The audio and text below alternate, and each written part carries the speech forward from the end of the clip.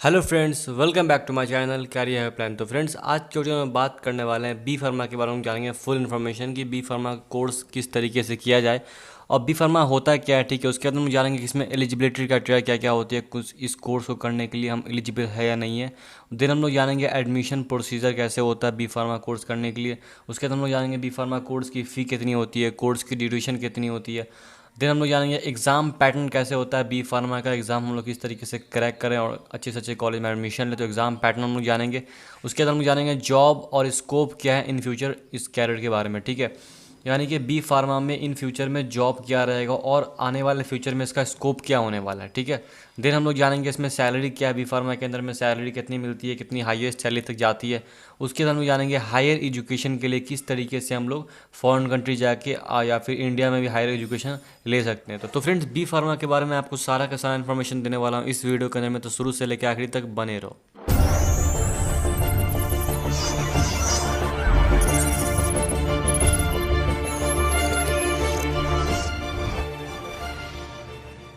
तो फ्रेंड, मैं आप लोग को बताऊंगा एलिजिबिलिटी क्राइटेरिया इस कोर्स को करने के लिए। ठीक है, तो सबसे पहले तो यार 12th में आपको पीसीएम होना चाहिए या फिर पीसीबी होना चाहिए, यानी कि फिजिक्स केमिस्ट्री मैथमेटिक्स या फिर फिजिक्स केमिस्ट्री बायोलॉजी 12th में आपको होना चाहिए। ठीक है, और 12th में आपको मिनिमम परसेंटेज जो है वो 40%, 45%, 50% होना चाहिए। यानी कि अगर आप जनरल हो या अगर आप जनरल और ओबीसी हो तो आपको मिनिमम 12th में 45% होने चाहिए। अगर आप एससी एसटी हो तो आपको मिनिमम 12th में 40% होने चाहिए। ठीक है, उसके बाद अगर मैं बात करूँ एज लिमिट की, तो आपकी एज लिमिट जो वो 17 ईयर्स मिनिमम होनी चाहिए और आपका मैक्सिमम 23 ईयर्स एज लिमिट होनी चाहिए। ठीक है, तो यार एज लिमिट और 12th की मार्क्स जो है वो डिपेंड करती है कॉलेज पे बेसिकली। ठीक है, यानी कि अगर जितने अच्छे कॉलेज में जाओगे वो 12th की मार्क्स उतनी अच्छी मांगेंगी। मान लो कि 55% मांगेंगी, 60% मांगेंगी, 65% मांगेंगी, जो भी टॉप के जो भी अच्छे ए ग्रेड के कॉलेज है। ठीक है, और एज लिमिट भी है, तो वो एज लिमिट भी 17 साल से लेके वो 23 साल के अंदर तक भी वो मांगेगी। ठीक है, तो ये समझ लो यार, जो भी अच्छे कॉलेज, जो भी रेप्यूटेड कॉलेज है, उसका जो टर्म एंड कंडीशन, उसकी जो एलिजिबिलिटी क्राइटेरिया जो है वो आप लोग को बता दिया। ठीक है, उसके बाद से यहाँ पे अगर आप एस टी हो तो आपको 5% का रिलैक्सेशन मिल जाता है, तो वो डिपेंड करता है कॉलेज पे। तो बेसिकली अब मैं आप लोग को बता दूं कि एडमिशन प्रोसीजर किस तरीके से होता है बी फार्मा के लिए। तो एडमिशन प्रोसीजर दो तरीके से आप एडमिशन ले सकते हैं, एक होता है डायरेक्ट एडमिशन, एक होता है एंट्रेंस एडमिशन। डायरेक्ट एडमिशन में क्या होता है कि आप सिंपल सा किसी भी आप 12th के मार्कशीट लेके जाते हो और सिंपल सा किसी भी कॉलेज में आप एडमिशन ले लेते हो। ठीक है, बी फार्मा के लिए। लेकिन अगर एंट्रेंस एडमिशन लेना है तो एंट्रेंस के थ्रू कैसे होता है, आप सिंपल से क्या करते हो, आप ऑनलाइन कॉलेज की वेबसाइट पर जाकर उसका ऑनलाइन फॉर्म फिल होता है। ठीक है, उसका ऑनलाइन फॉर्म फिल करते हो, ऑनलाइन फॉर्म फिल करने के बाद उसका एक एडमिट कार्ड आता है। एडमिट कार्ड आने के बाद आप सिंपल सा ऑनलाइन एग्जाम देते हो, या फिर कोई ऑनलाइन एग्जाम भी होता है और ऑफलाइन एग्जाम भी होता है। ठीक है, तो आप जाके एग्ज़ाम देते हो। एग्ज़ाम देने के बाद कॉलेज जो अपना मेरिट लिस्ट निकालता है। अगर आपका मेरिट लिस्ट में नाम आया तो वहाँ आप कॉलेज में एडमिशन ले सकते हो वो कोर्स के लिए। अगर आपका मेरिट लिस्ट में नाम नहीं आता है तो फिर आप डिफरेंट कॉलेज में ट्राई करो। लेकिन ये समझ लो कि जो भी सेंट्रल यूनिवर्सिटी या फिर जो भी स्टेट की गवर्नमेंट कॉलेज है या फिर जो भी जो सेंट्रल गवर्नमेंट कॉलेज है, वहाँ आप लोग फॉर्म भरो, वहाँ आप लोग प्रिपरेशन करके वहाँ आप लोग एग्ज़ाम दो कि वहाँ आप लोग का एग्ज़ाम क्लियर हो जाता है। तो क्लियर अगर हो जाता है तो आप लोग का अच्छा से अच्छा फ्यूचर बन जाएगा, क्योंकि वहाँ अच्छी अच्छी कंपनी से प्लेसमेंट देने के लिए आती है।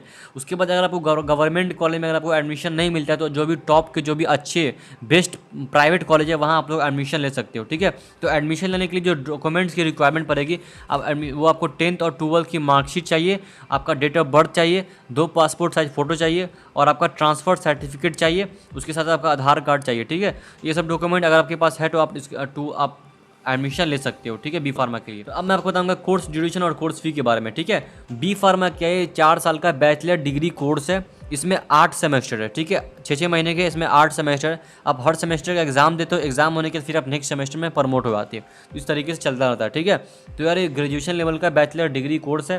ठीक है, उसके बाद से कोर्स फी की मैं बात करूँ तो कोर्स फी डिपेंड करता है कॉलेज पे। ठीक है, बी फार्मा में जो मैक्सिमम चीज़ डिपेंड करता है वो कॉलेज पे डिपेंड करता है, क्योंकि यहाँ पे आपका एज लिमिट की बात की जाए, यहाँ पे आपका 12th की मार्क्स की बात की जाए, यहाँ पे आपकी जॉब सिक्योरिटी की बात की जाए, तो यार सारा का सारा कुछ ऑल ओवर डिपेंड करता है कॉलेज पे कि आप किस कॉलेज में जा रहे हो। ठीक है, तो यार कॉलेज सबसे पहले ध्यान देखना। तो कोर्स फी डिपेंड करेगा कौन सी आप अच्छे कॉलेज में, मतलब कोर्स फी डिपेंड करेगा कॉलेज पे। अगर आप बढ़िया कॉलेज में आते हो तो हाई फी लगेगा, अगर आप लोअर कॉलेज में आते हो तो फी थोड़ा कम लगेगा, अगर आप मिडिल कॉलेज में आते हो, एवरेज कॉलेज में आते हो तो फी थोड़ा मिडिल होगा। ठीक है, ये समझ लो। लेकिन अगर अच्छे कॉलेज में तो जो भी टॉप के जो भी बेस्ट कॉलेज है उसमें फ़ी जो होता है वो 5 से 6 लाख रुपये उस कॉलेज का फ़ी होता है टोटल, ठीक है। टोटल 4 साल का 5 से 6 लाख रुपये फ़ी होता है। तो इंडिया में नंबर 1 जो प्राइवेट कॉलेज है वो जामिया हमदर्द है, तो वहाँ आप लोग फॉर्म फिल कर सकते हो, फॉर्म फिल करके आप एडमिशन भी ले सकते हो बी फार्मा के लिए, ठीक है। उसके बाद से मैं आप लोग बता दूँ कि एग्ज़ाम पैटर्न, तो यार एग्ज़ाम पैटर्न क्या है, अगर आपने 10th और 12th अगर आपने सीरियस से, अगर आपने एक एवरेज स्टूडेंट हो, ठीक से पढ़ा है, तो आप आराम से एग्ज़ाम क्रैक कर लोगे। जो भी सेंट्रल यूनिवर्सिटी की जो एग्ज़ाम होती है और जो भी स्टेट लेवल की जो भी एग्ज़ाम होती है बहुत ही ईजिली से होगा। फिजिक्स केमिस्ट्री मैथमेटिक्स और फिजिक्स केमिस्ट्री बायोलॉजी अगर आपने लेके पढ़ा है नॉर्मली, अगर आप एवरेज स्टूडेंट हो तो आराम से एग्जाम क्लियर कर सकते हो, ठीक है। अगर आपके मन में डाउट है कि भाई क्वेश्चंस किस लेवल का होता है या फिर क्वेश्चंस के पैटर्न क्या होते हैं, कितना क्वेश्चंस रहता है, किस किस टाइप का क्वेश्चन रहता है, तो यार डिस्क्रिप्शन बॉक्स के नीचे मैं बुक का लिंक डाल रखा हूँ। मैं 2 बुक का लिंक डालूंगा, वो एक सेल्फ गाइड है, आप लोग को उसको स्टडी करके समझ सकते हो कि क्वेश्चन का पैटर्न क्या होता है, क्वेश्चन का लेवल क्या होता है, ठीक है। तो डिस्क्रिप्शन बॉक्स के नीचे मैं उस बुक का लिंक डाल दूंगा, ठीक है। तो यार अब मैं बात करता हूँ जॉब एंड स्कोप के बारे में। तो यार इन फ्यूचर इसका स्कोप क्या होने वाला है और अभी इसका मार्केट में जॉब क्या है और इन फ्यूचर इसका जॉब क्या हो। सबसे पहले जॉब को मैंने डिवाइड किया 2 पार्ट में, पहला प्राइवेट, दूसरा गवर्नमेंट, ठीक है। प्राइवेट में क्या क्या इसका स्कोप है, तो यार प्राइवेट में देखो, प्राइवेट में एज ए स्टार्टिंग में आप कोर्स कंप्लीट करने के बाद आपको कंपनी आती है, कंपनी आपको जॉब प्रोवाइड कराती है, ठीक है। तो आप एक फार्मासिस्ट किसी भी जो अगर आपके पास जो भी मेडिसिन की कंपनी अगर आपको आती है जॉब देने के लिए, तो आप एज ए फार्मासिस्ट जाते हो जॉब करने के लिए, ठीक है। तो फ्रेशर में ये समझ लो कि फ्रेशर में जो आपकी सैलरी होती है वो 20,000 25,000 50,000 45,000 इतना सैलरी आपको सैलरी मिल जाता है, जो प्राइवेट कंपनी की मैं बात कर रहा हूँ, ठीक है। तो इंडिया में स्टार्टिंग, इंडिया में ही समझ लो कि इंडिया में 20,000 30,000 इंडिया में हाईली स्टार्टिंग में आपको सैलरी इतना मिल जाता है, ठीक है। तो प्राइवेट में ये सब समझ लो। प्राइवेट में आप जो है सिंपल से क्या कर सकते हो कि प्राइवेट में बहुत सारा ऑप्शन है, आप एज ए हाईली एजुकेशन चाहते हो तो हाईली एजुकेशन भी कर सकते हो। तो यार प्राइवेट की मैं आप लोग बता दूं कि प्राइवेट में क्या आप एमआर बन सकते हो, आप किसी हॉस्पिटल में वर्क कर सकते हो, ठीक है। आप एक ड्रग कोऑर्डिनेटर बन सकते हो, ड्रग थेरेपिस्ट बन सकते हो, ठीक है। ये सब आपका कोर जॉब है, ठीक है। उसके बाद से अगर आपको इसमें इंटरेस्ट नहीं तो आप एक टेक्निकल जॉब कर सकते हो इससे रिलेटेड, ठीक है। आप ड्रग स्क्वाड इन पुलिस डिपार्टमेंट में जा सकते हो, ठीक है। उसके बाद से इसमें अगर मैं गवर्नमेंट जॉब की बात करूँ तो यार इसमें गवर्नमेंट जॉब में बहुत ही ज़्यादा इसमें वैकेंसी, गवर्नमेंट जॉब में बहुत ही अच्छा खासा इसमें डिमांड भी है। प्राइवेट में तो है क्योंकि आजकल मार्केट में जो जितनी भी आप प्राइवेट में क्या है कि आप एक फार्मेसी स्टोर कर सकते हो, फार्मेसी का आप एक डिपार्टमेंट कर सकते हो, फार्मेसी का कोई भी आप अपना लाइसेंस आपका होता है तो वो लाइसेंस को आप रेंट पे दे सकते हो। तो यार ये सभी अर्निंग का, रेवेन्यू बनाने का ये सब एक साइड है, ठीक है। क्योंकि जो बी फार्मा होते हैं वो मैक्सिमम बंदे लोग क्या करते हैं, वो अपने डिग्री को, वो अपने लाइसेंस को किसी शॉपकीपर को दे के वो लोग उससे चार्ज लेते हैं, ठीक है।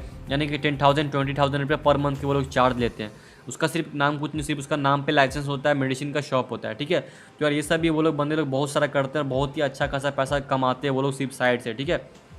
तो यार इसमें प्राइवेट जॉब भी बहुत है और इसमें गवर्नमेंट जॉब भी बहुत। तो गवर्नमेंट जॉब देख लो, गवर्नमेंट में क्या है कि यार आप सिंपल सा क्या है कि देख लो, आप जैसे कि जो भी ग्रेजुएशन लेवल की कोर्सेज सब है, चाहे कि वो बीटेक हो गया, चाहे वो BLLB हो गया, चाहे वो बी फार्मा हो गया, जो भी ग्रेजुएशन लेवल की कोर्सेज सब है, बैचलर डिग्री सब है, तो वो कोर्स करने के बाद फॉर्म भर सकते हो। जस्ट लाइक UPSC का एग्जाम दे सकते हो, SSC का दे सकते हो, ठीक है, PSC का दे सकते हो, बैंकिंग में जा सकते हो, आप लोग रेलवे में जा सकते हो, ठीक है। एम्स का फॉर्म, एम्स का वैकेंसी निकलती है, एम्स में आ सकते हो, या फिर ESIC में जा सकते हो। तो यार इसमें बहुत अच्छी खासी वैकेंसी वगैरह सब आती रहती है। उसके बाद से आप पुलिस डिपार्टमेंट में भी जा सकते हो, उसमें बहुत ही अच्छा खासा है स्कोप। उसके बाद से अगर आप डिफेंस लाइन में, तो डिफेंस लाइन में भी इसमें अच्छी खासी जो डिमांड्स है वो बढ़ती रहती है डिफेंस लाइन में। डिफेंस लाइन में क्या है कि आप Indian navy, Indian air force, Indian army, इस तीनों में भी आप जा सकते हो, उसमें भी डिमांड आप लोग की रहती ही रहती है, ठीक है। उसके बाद से फार्मेसी के साथ आप मेडिकल शॉप वगैरह दोस्तों तो कर ही सकते हो, ठीक है।